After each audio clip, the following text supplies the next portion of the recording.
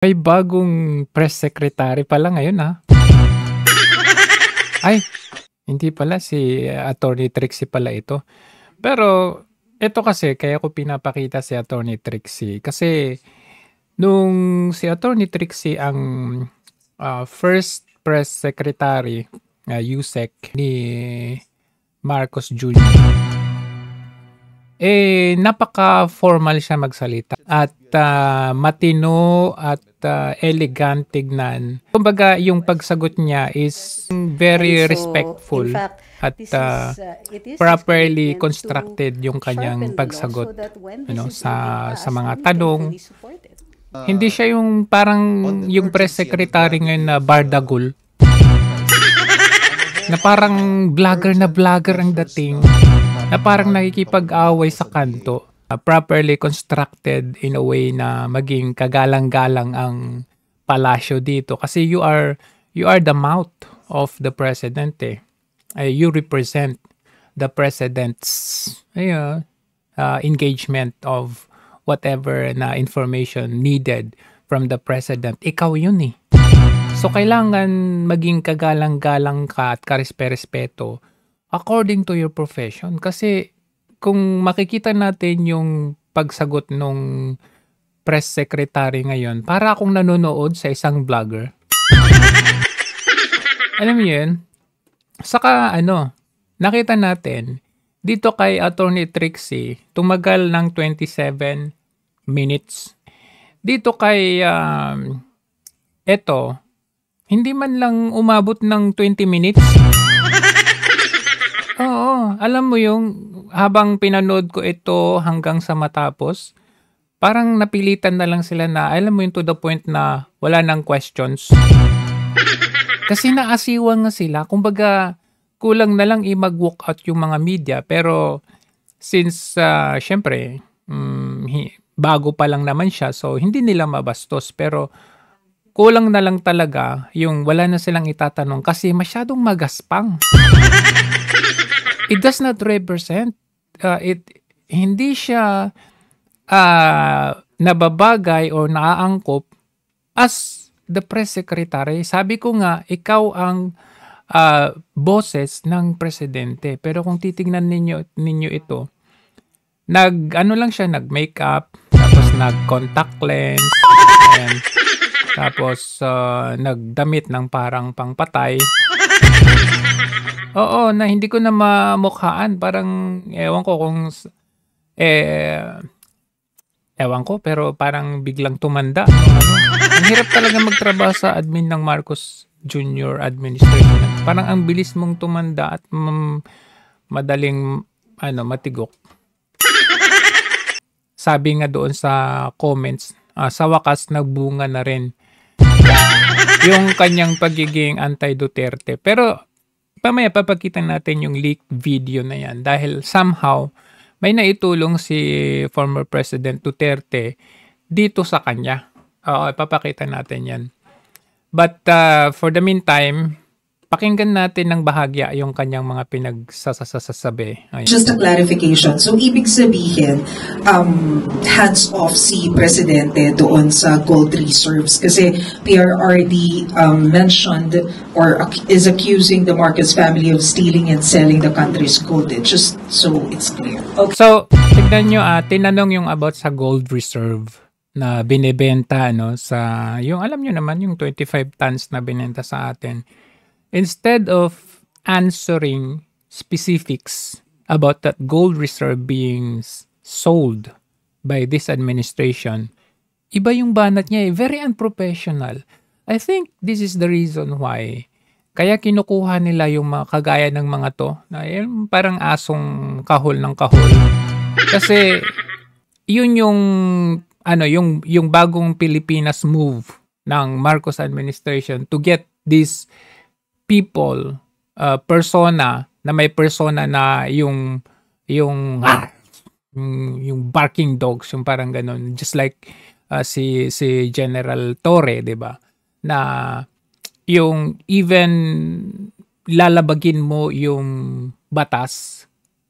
Kasi yun yung gusto nila yung alam mo yung mapapakinabangan ka na yung yung agresibo ka sa isang bagay dahil yun yung gusto ng Marcos administration in the event na kailangan kang umatake, yun ang gusto nila. Hindi na yung kagaya nung like, 'di ba, pinakaunang executive secretary ni Marcos Jr. is si Attorney Vic Rodriguez. Kumbaga, makikita mo yung very professional their manner of answering questions or dealing with things. Lalong-lalo na, like for example, sa Attorney Vic nung kampanya, talagang grabe yung the way kung paano niya ipagtanggol si Marcos Jr. in a way na naaayon sa angkop kung paano mo sagutin at solusyonan ang isang bagay. Kaya nga napakahusay. Attorney Trixie, nung siya ay naging press secretary, may mga bagay na sagutin mo the specifics. Kung hindi mo alam, then you don't have to answer in a way. Yung, alam mo yun, pagkaya dito, tingin mo yung sagot nitong... Okay. Hindi ba to campaign joke ulit? Para kang nanonood ng vlog eh. Ni dating Pangulong Duterte? Di ba, napaka, unprofessional talaga. Hindi siya, nasa isang institution ka, press secretary, Presidential Communications Office. Pero ganito ka sumagot. Di ba tayo nasanay dun sa jet ski promise niya? Oh, jet ski, napakalayo. Sobrang layo sa sagot. Jet ski. Nanunaniwala. Alam mo yung dilawan na dilawan pa yung dating, yung jet ski, yung pangakong jet ski. Tayo halos sa mga sumuporta sa kanya, tinawag tayong stupid.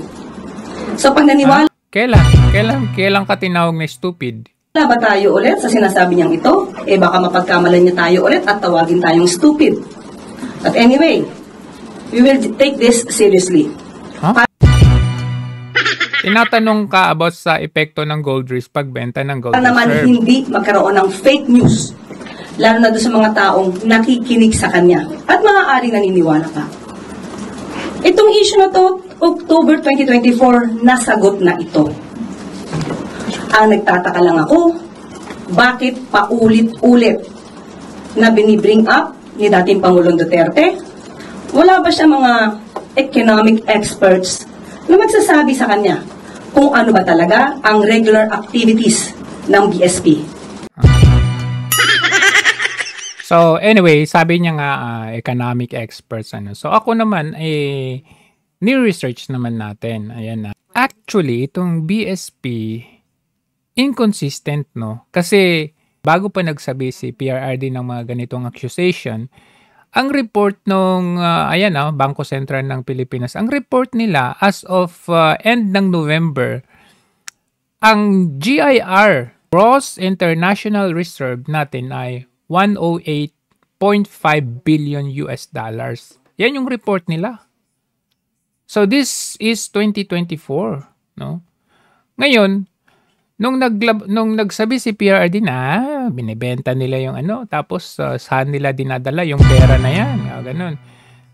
Naglabas naman ng balita, naglabas naman ng balita ang Philippine News Agency. So sabi nila dito, asan na yun? The central bank released a statement after former President Rodrigo Duterte accused President Ferdinand Marcos of stealing and selling the country's gold reserve. So ang report nila dito, as of 2024, 106.3 billion US dollar yung GIR natin. Pero nung balita nila nung December 6, 2024, no? Last year, 108. Ano ba talaga? Ano bang pinaggagawa ninyo? Ano ba? Hindi kayo consistent. Kasi ngayon, nung nagsalita si PRRD 106, dito pa lang, hindi kayo consistent. Kasi dito, 108.5 billion US dollars. So, dyan pa lang. Ngayon, syempre, nagtanong naman tayo kung ano ba ang epekto ng pagbebenta ng gold reserve. So, basahin natin isa-isa, ito, dinidiscuss dito ang breakdown kung ano ang epekto ng gold reserve selling. So sa gold prices, ang sabi dito, when a country sells a large amount of gold, sabi niya, it can increase the supply of gold in the market. Pero, it might also lead to a decrease in gold prices. Magmamahal na kasi yung supply ng demand tataas. Diba? So, ibig sabihin, pag ang mga bansa sabay-sabay na nagbebenta ng gold reserve, ibig sabihin, yung supply ng demand, yung supply ng demand kasi pinagbebenta na, bababa na yung gold prices. Yun yung magiging epekto. Halimbawa, nagbenta ang Thailand, nagbenta yung Philippines, nagbenta lahat ng Southeast Asian countries ng gold reserve. Kumbaga, nagko-contribute ka sa pag-depreciate ng gold reserve price. Yun yung isang epekto nun. Sa investor sentiment naman, sa pagbebenta ng gold, sabi dito, the sale of gold can influence how investors perceive a country's economy. Okay. So, may epekto po yun. Halimbawa, ang Japan, anong tingin nila sa Pilipinas na nagbenta ng 25 tons na gold reserve? May epekto po yun. Ano yung epekto? If investors think the sale is a sign of financial trouble, syempre titignan nila ano ba yung ekonomiya ng Pilipinas ngayon. Ang hirap na ng buhay doon, tumataas yung kuryente. Diba? Tapos yung bilihin tumataas na rin. Ganon. So, pag ganon ang nakikita nila sa isang bansa at nagbenta ng gold reserve, iisipin nila, they might sell other assets. Okay? Related to that country. Ibig sabihin, kung meron pa silang ibang assets na naka-invest sa Pilipinas at nakita nila nagbenta ang Pilipinas ng 25 tons ng gold at nakita nila ang hirap na ng buhay sa Pilipinas, ibibenta nila yung ibang assets din nila. 'Di ba? Leading to a decline in those assets value. So, bababa na yung mga assets. Yan pong isang epekto niyan. Sa central bank reserves naman, okay, gold is often considered a safe investment. Safe naman, safe investment. By selling it, kumbaga safe haven yan yung may gold reserve ka, di ba? Kumbaga backup mo yan By selling it, a country reduces its financial cushion. So, ibig sabihin nito, okay, making it harder to manage economic crisis or currency fluctuations. Ibig sabihin nito, kapag nagbenta ka pag binawasan mo yung gold reserve mo sa bansa mo, ibig sabihin, anytime na magkaroon ng crisis, halimbawa, recess, una kang maapektuhan kasi yung gold reserve mo, ang uunti na. Yun po ang isang epekto nun. Kaya nga, kailangan natin mag-imbak ng gold reserve kasi ano po yan, backup po natin yan Backup sa pera natin.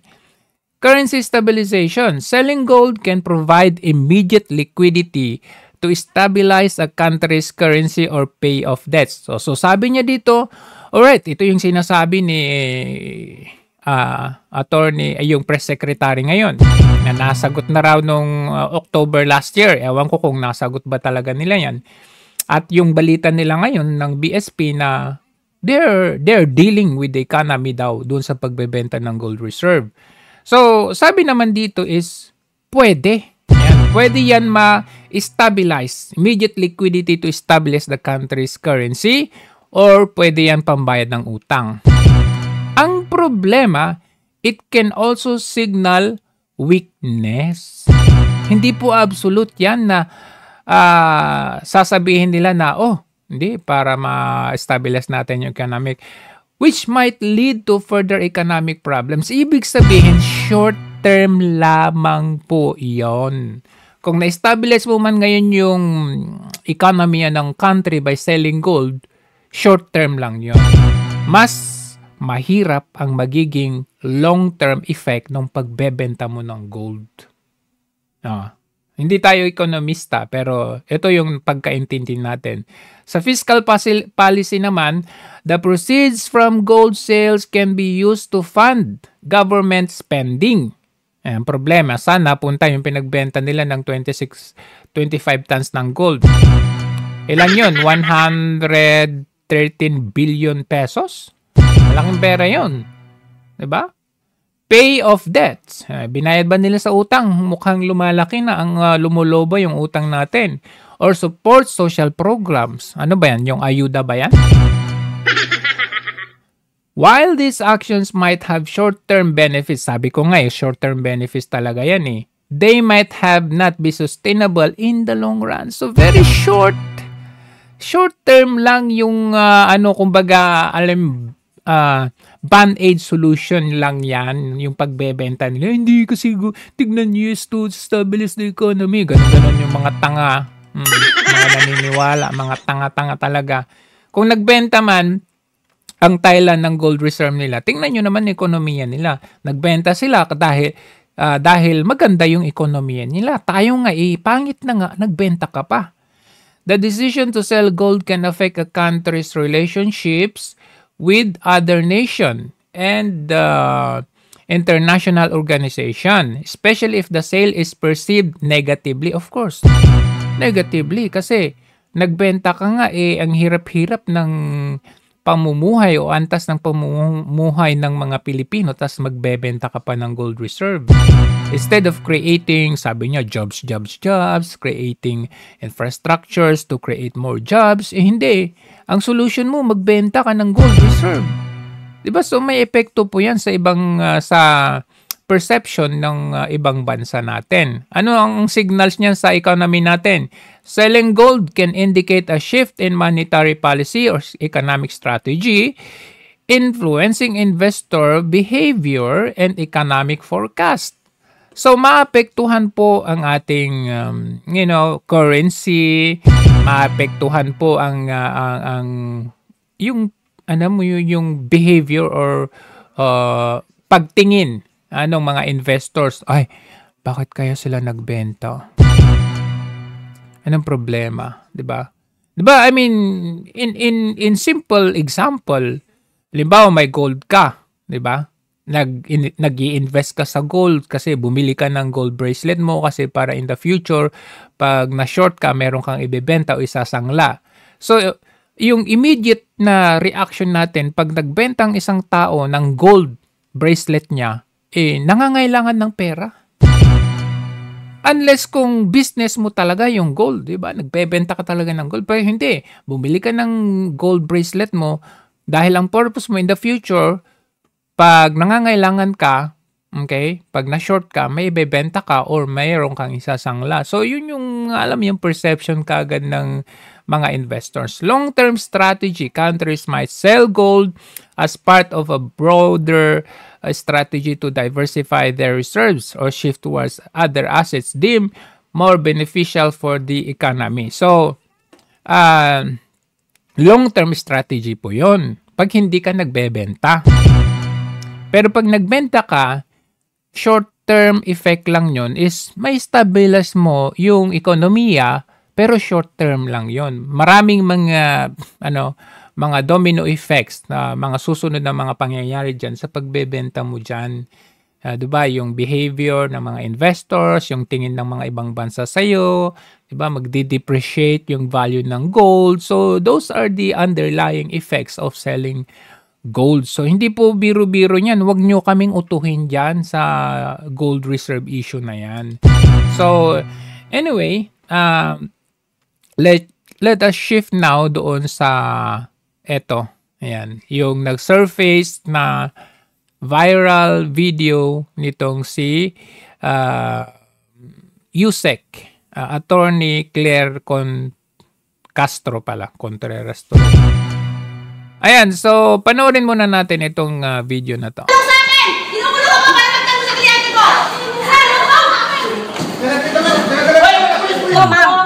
MPD media kayo. Kakampi niya ba yung media? Hindi na. Ay, ang taga-ABS-CBN po ako. Pasensya na. Tulong lang ako dito. Taga-DCRJ po. Oo, DCRJ. You are? Walang Attorney Claire Castro po. Walang warrant, sir. Kinaladkad sa SM Mall.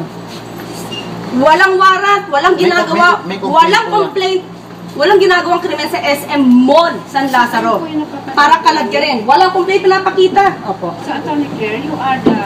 Ang cellphone ni Jackson. Nagulat po kami. Walang warrant. May text po sa amin yung babae na magpunta sila sa mall para pag-usapan ang bata. Tapos papahuli. Bakit sila agad nando doon?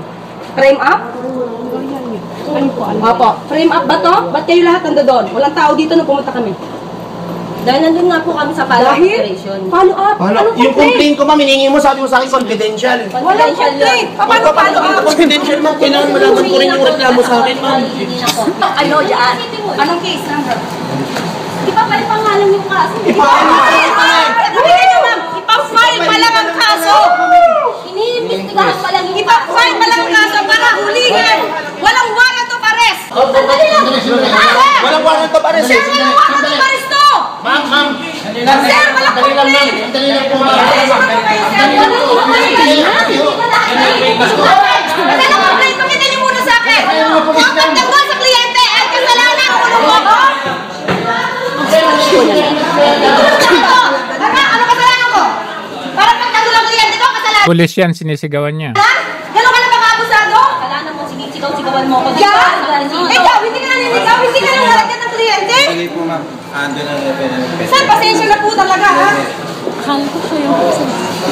So, i-explain po natin yan. Ano po, don't get me wrong. Kasi ako, nakita ko naman, tama si Attorney Claire Castro dito. Okay? Tama siya dito. Bakit? This was 9 years ago. Ito po, panahon po ni Pinoy. Ayan o, February 2015. So, ang kwento kasi dito, itong si Attorney Claire Castro, meron siyang kliyente. Kasi syempre, trial lawyer naman siya. So, yung kliyente niya ay isang Chinese na businessman. Ngayon, yung Chinese businessman na ito, meron siyang girlfriend. Pero naghiwalay na sila, ex-girlfriend. Nagkaroon kasi sila ng anak. So, may problema sila sa kustodiya nung anak nila. Ngayon, itong ex-girlfriend, sinet up niya na magkita sila nitong kliyente nitong si Attorney Claire Castro sa SM. Okay. So, nung nakita sila sa SM, yung pala, yung ex-girlfriend, may dala-dala na palang pulis. Okay? May dala-dalang pulis at pinaaresto itong si Jackson Chua, ang pangalan niya, Chinese na businessman, kliyente nitong si Attorney Claire Castro, pinaaresto na walang warrant of arrest. Okay? So, ako, on this perspective, abay, syempre, hindi tama yun. Diba? Ako, doon tayo sa tama eh. So, dumating itong si Attorney Claire Castro, nagwawala. Kaya nga ang title dito is DZMM host detained at Manila Police District for turning hysterical. Siyempre, kliyente niyo yun eh. Inaresto siya na walang warrant of arrest. So, basically, merong abuse of authority or abuse of power dito. Kasi walang warrant of arrest. So, sino hindi magwawala? So, during this time, Pinoy administration, okay, maraming mga comments yung mga tao na, abay, iba na ang panahon ngayon, no? Kasi pwede kang gamitan ng dahas, pwede kang maaresto kahit wala kang warrant of arrest. So, ganun yung mga perception ng mga tao doon. Even the crime rates, maraming mga patayan, race, mga ganun. So, during the Pinoy administration, maraming mga abuse of power. And that's true. So, I side with Attorney Claire Castro dito kasi maling-mali yung ginawa ng pulis dito na walang warrant of arrest pero inaresto nila using entrapment method pero wala namang warrant of arrest. So, during this time, nag-file ng kaso ata. Nag-file ng kaso itong si Attorney Claire Castro ng abuse of authority. Ngayon, pagdating ng panahon ni Tatay Digong, January 17, 2018, yung lahat ng mga cops na yun ay natanggal at nakasuhan doon sa illegal arrest nilang ginawa. So, ibig sabihin, nung panahon ni Pinoy, darkness, kumbaga, maraming mga abusado. Nung panahon ni PRRD, lahat ng mga yan, kay pulis ka man o mayor ka man, kung mali yung ginagawa mo, mabibigyan ng katarungan ang ginawa ng mga yan. Which the Duterte administration somehow helped Attorney Claire Castro. That I just don't know why. Bakit ngayon akala mo kung sinong asong kakahul-kahul na ang tingin niya sa isang Duterte administration ay abusado, di ba? So as you can see, the Office of the Ombudsman has ordered the dismissal of the 9 and former Manila Police District police officers over the illegal arrest of Chinese businessman in September 2015. Yan po. It's the same. Yan, yung mga details niyan.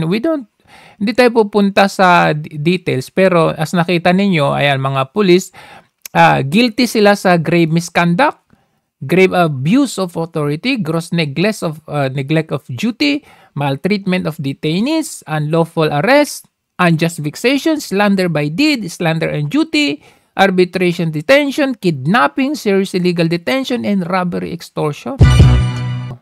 Guys, ang point ko dito is, nung panahon ng Pinoy administration, nakita natin may abuse. Okay? Abuse of power, abuse of authority. And si Attorney Claire Castro, pinaglalaban niya yung mga karapatan ng mga inaabuso. Which I go with her with that. Pero, bakit ngayon na panahon ng Marcos administration, bumalik tayo sa parang kay Pinoy administration at mas masahol pa ngayon? Bakit niya ngayon kinakampihan yung nangyayari ngayon na nangyayari nung panahon ni Pinoy? So doon mo makikita, doon na papasok ngayon na, ayan, attack dog ka na nga. Doon papasok na maaring may bayad ba? Doon na papasok kasi yung prinsipyo mo, nung panahon na yan, sabi mo, bakit nyo hinuli yan? Walang warrant of arrest. Magpa-file pa lang kayo ng kaso, bakit nyo hinuli? Sabi niya, di ba? Then, why are you condemning or why are you condemning why are you siding with yung mga ginawa nila sa KOJC? Ang pag-serve sana nila arestuhin si Pastor Kibuloy. Pero anong ginawa nila? Yung hinalughog nila yung buong compound at tumira pa sila doon. Ang purpose nila warrant of arrest. So there you go, Attorney Claire Castro, na sumasalungat ka na, hindi na tumatamilima yung prinsipyo mo noon sa ngayon. So dito na papasok yung sinasabi namin, bayad ka ba? Diba? Ang ganda na ng forma mo ngayon, ha? With contact lens ka pa. Pero tingnan lang natin kung hanggang saan yung kaya mo. Kasi unang sabak mo pa lang, sinusuka ka na yung mga media. Kasi nabubruskuhan sila sa pagsagot mo Ayaw na nilang magtanong. Tignan mo, halos 10 minutes lang ang itinagal nung wala na silang tatanungin. Diba? Tinanong ka pa ng media, ganito ba yung approach mo ngayon na ganito na parang, tinanong siya ng isang media kanina.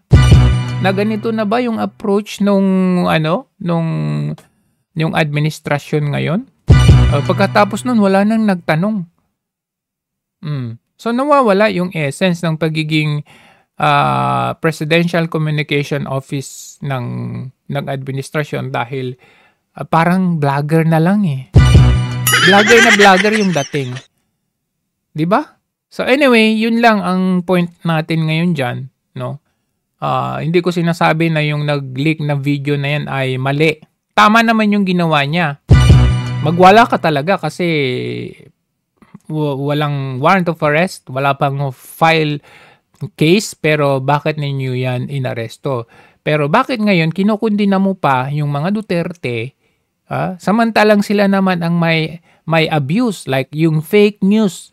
Sabi mismo ng Pangulo na wala daw baril, wala daw armas, yung mga pulis na pumasok sa KOJC, wala ding tear gas, pero nagkalat ang evidence.